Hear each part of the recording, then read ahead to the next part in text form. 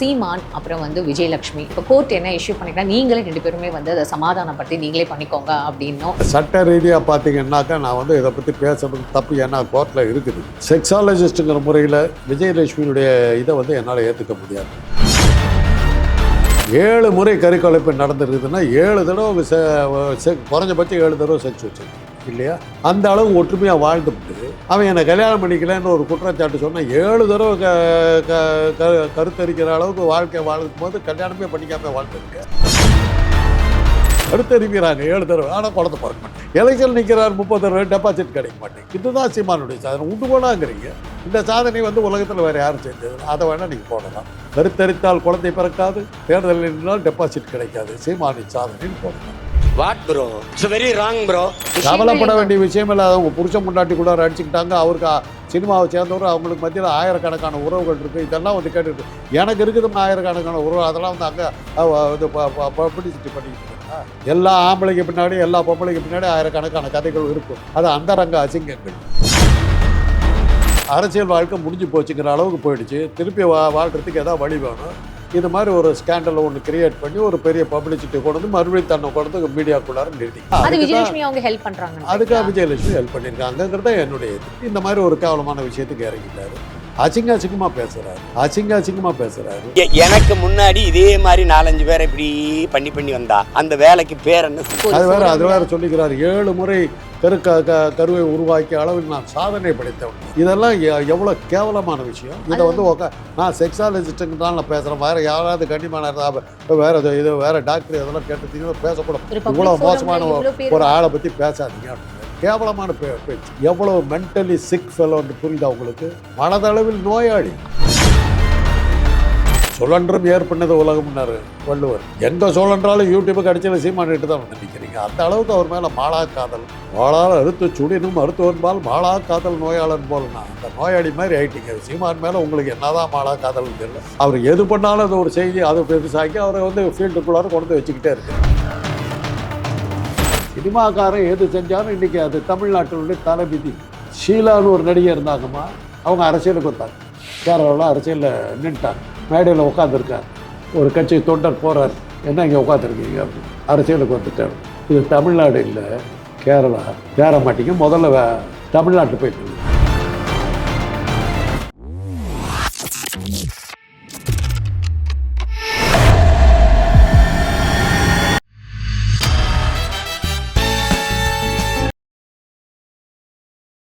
PPT cinema நேயர்கள் அனைவருக்கும் வணக்கம். இன்னைக்கு நம்மளோட டாக்டர் காந்தராஜ் சார் தான் இருக்காரு. நிகழ்ச்சிக்கு போகலாம் சார்.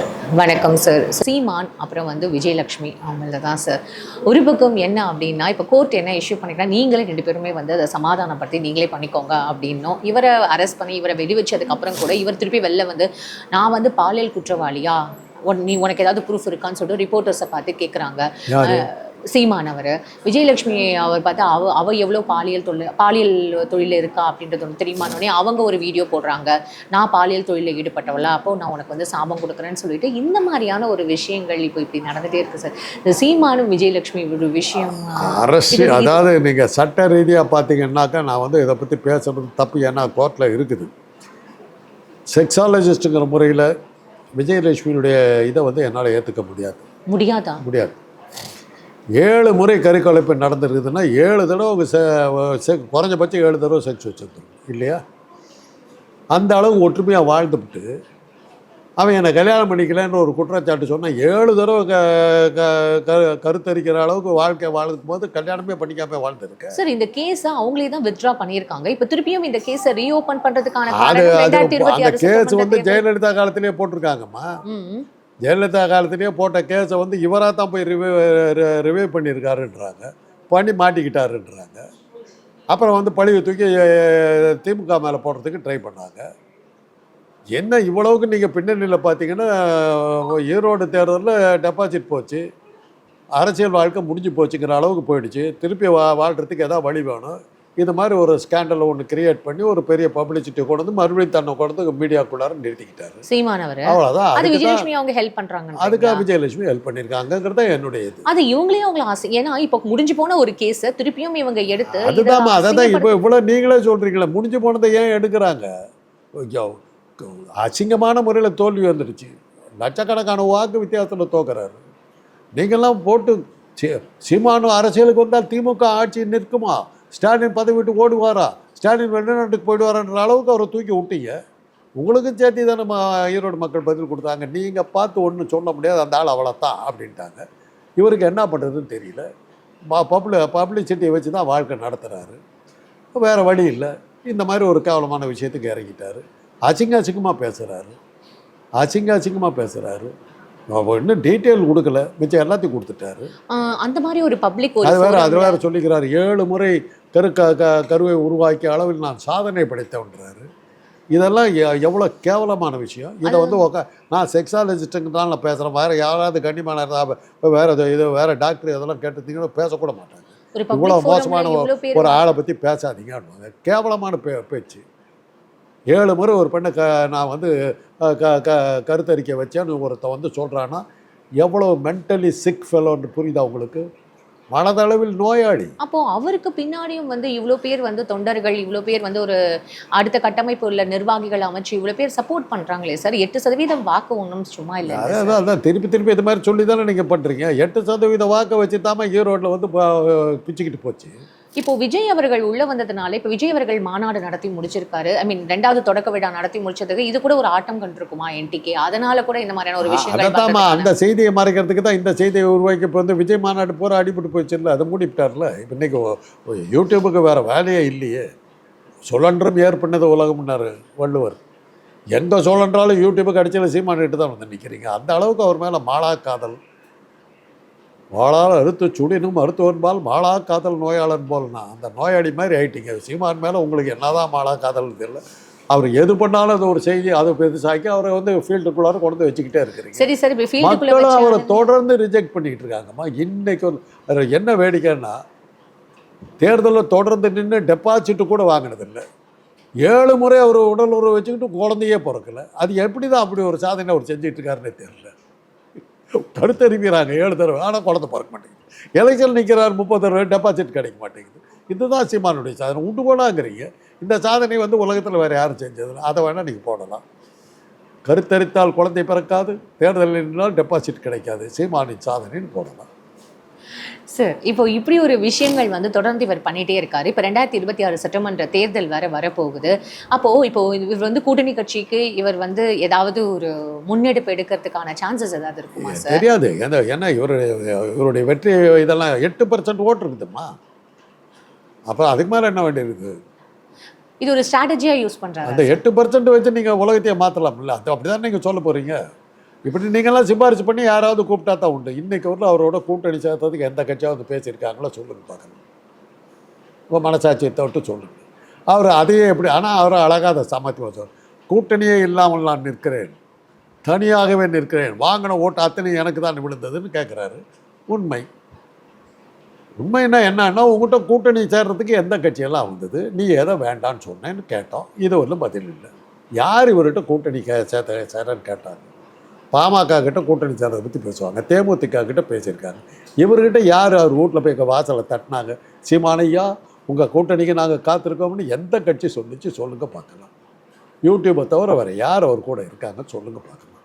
அப்படி ஒரு அரசியல் அனாமதேயம் உங்களுடைய இதனால தான் அவர் ஓடிக்கிட்டு இருக்காரு. இன்றைக்கி அவருக்கு அந்த ஈரோட்டில் விழுந்த அடியில் வந்து பூரா விஷயமும் வெளியே வந்துருச்சு. ரொம்ப கேவலமாக போயிடுதோன்னா அதை வழக்கப்படி அந்த பொண்ணு காப்பாற்றிடுச்சு. என்னை வழக்கமாக அது என்ன சொல்லணும், என்னை வந்து கல்யாணம் பண்ணிக்கிறோம் சொல்லி ஏமாற்றிட்டாருங்கிறதோட போயிடும் அந்த அம்மா. விளம்பரம் கிடச்சோன்னு ஓடிடும். இந்த தடவை வந்து கருக்கலை போரில் கொண்டு போயிடுச்சு. கொஞ்சம் இன்னும் பெருசாக பூஸ்ட் பண்ணலான்னு குழந்தாச்சு. இப்போ அரெஸ்ட் வரைக்கும் போயிருக்கே சார். அரெஸ்ட் வரைக்கும் போயிருக்குல்ல சார். இப்போ சீமானவர்கள் வந்து அரெஸ்ட் பண்ணி ரிலீஸ், ஏன்னா சம்மன் வீட்டு வாசலில் ஒட்டி இருக்கும்போது அவங்க ஒய்ஃப் கயல்விழி வந்து சம்மனுக்கு ஏன் கிழிச்சிங்க அப்படின்னு கேட்டதுக்கு அதை படிக்கிறதுக்காக கிழிச்சு எடுத்துகிட்டு வந்திருக்கேன் அப்படின்னு சொல்கிறது, இதெல்லாம் வந்து ரொம்ப ஒரு நகைச்சுவையான ஒரு விஷயமான. ஆக இது ஒரு செய்தியாக வந்தது இல்லை. பர்பஸ் அவ்வளோதானே. பர்பஸ் அதுதானே. சம்மனை கிழிச்சதுன்னா துண்டாக கிழிச்சிருக்காங்க. அது மாத்திரம் இல்லை, அது கிழிக்கக்கூடாதுன்னு சொன்ன அந்த போலீஸை சொல்கிறதுக்கு அந்த காவலாடி வந்திருக்காங்க. இவ்வளவு செய்தி வந்திருக்குது இல்லை. ஈரோடு தேர்தலில் விழுந்த அடியெல்லாம் மறைக்கிறதுக்கு இவ்வளோ செய்தி பார்த்தா தான் இப்போ உங்களுக்கு அது ஞாபகம் போயிடுச்சு இல்லை.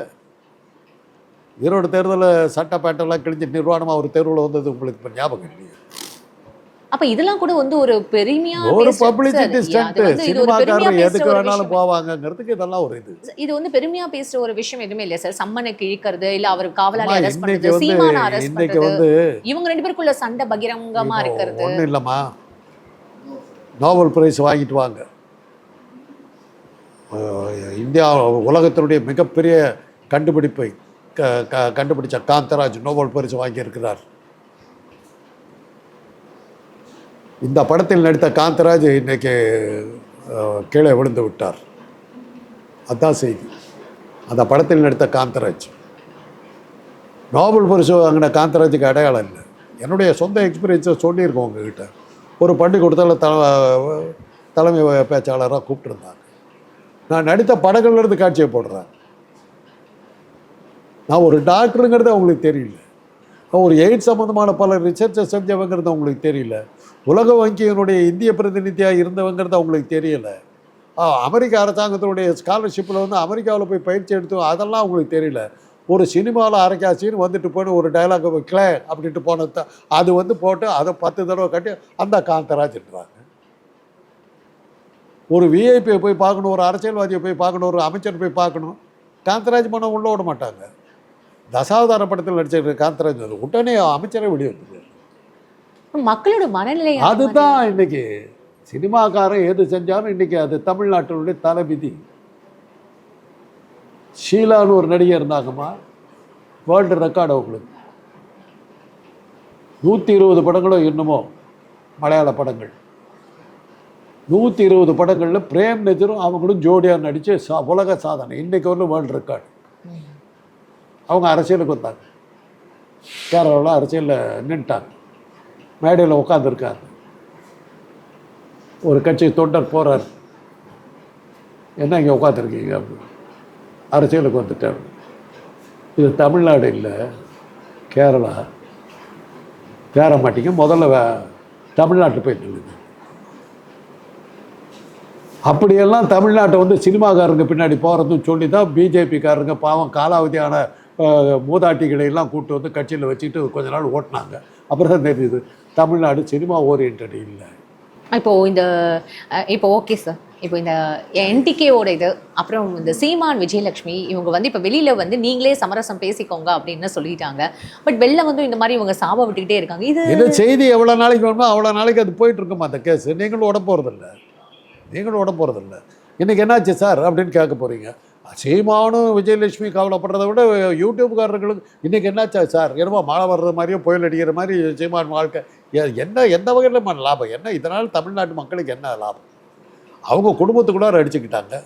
இங்கே இருக்கிற அந்த இந்த எழுத்து அப்படி இருக்கிற குடிசையில் அவங்க புருஷனும் பொண்டாட்டி அடிச்சுக்கிட்டாங்க. அது கூட செய்தி ஆகுமா? செய்தி சார் குடும்பத்துக்குள்ளன்றது வேற, ஒரு செலிபிரிட்டியா சரி. இதனால தமிழ்நாட்டு மக்களுடைய வாழ்க்கையில் என்ன மாற்றம் வந்துருச்சு சொல்லுங்க? இந்த செய்தி தெரிஞ்சுக்கிறதால தமிழ்நாட்டு மக்களுடைய வாழ்க்கையில என்ன மாறுதல் வரும்? இப்ப அவர் தொடர்ந்து அவரோட விஷயங்கள் வந்து இங்க முன்னெடுத்து இருக்கட்டுமா, வைக்கும்போது அவரை அடிச்சுக்கிட்டு அவரை டைவர்ஸே பண்ணிட்டு அவர் கை விட்டுட்டு போகட்டும். எத்தனையோ கோடிக்கணக்கான பேர் அது மாதிரி கை விட்டு போயிருக்கிறார். அதனால நாட்டு மக்களுடைய நிலைமை என்ன ஆச்சு? இன்றைக்கி இலங்கையில் கைது செய்யப்பட்ட மீனவர்களுடைய வாழ்க்கை இதாக சீமான இதாகணும்னு இதாகிட்டு போதா? விடுதலை இதாகிட்டு போகுதா? சரியாயிட்டு போகுதா?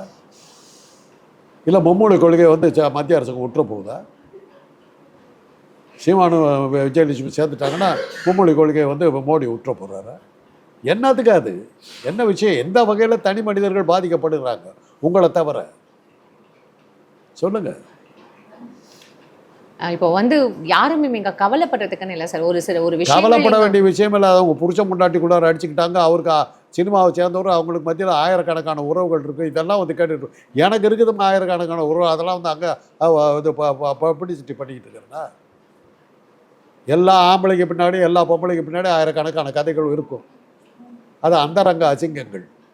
Don't wash the dirty linen public அப்படிங்கிறோம். கரெக்ட் தான் சார். அது வீட்டுக்குள்ள இருக்கிற வரைக்கும் அது, ஆனால் ஒரு வெளியில ஒரு பொது வெளியில இந்த மாதிரியான ஒரு விஷயங்கள் பகிரங்கமாக பேசப்படுறதுனால தான் அதை தேடுற மன அழுக்கு நம்ம கிட்ட இருக்கிறதா அது தேடிட்டு போகிறோம். ஒரு கியூரியாசிட்டி அண்ட் ஆங்ஸைட்டி. இது கியூரியாசிட்டி இல்லை, இது கியூரியாசிட்டி இல்லை. ஆனால் வழக்கமான செய்திகளுக்கு அடிப்படையே அதுதான். நாய் மனுஷனை கடிச்சதுன்னா செய்தி இல்லை, மனுஷன் நாயை கடிச்சாதான் செய்தி. இது மனுஷன் நாயை கடிச்ச செய்தி, அவ்வளோதான். சீமானுடைய வாழ்க்கையினால யாருக்கும் எந்த வகையான பாதிப்பும் இல்லை. யூடியூப்காரர்களை தவிர. Fine sir. இவ்வளோ நேரம் உங்களோட டைமை ஸ்பெண்ட் பண்ணி எங்களுக்கு எல்லா விஷயமும் சொன்னதுக்கு ரொம்ப நன்றி சார்.